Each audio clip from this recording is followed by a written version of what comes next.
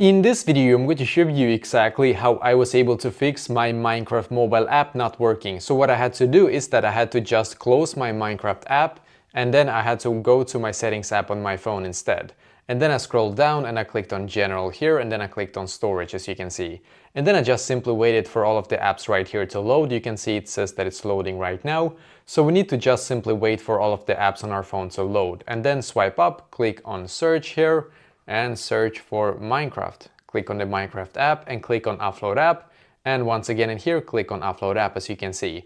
And by the way, sometimes you have to click on it 2 times as well, but you have to basically wait for it now to be able to say reinstall app here instead. So just wait a couple of seconds for it to say that. So now we can click on the reinstall app button, as you can see. And then just simply wait for your Minecraft app to completely update to its latest version. Sometimes you have to do like this to be able to make it work, so wait for it to load and then go back and try once again, and hopefully now it's going to be fixed for you as well.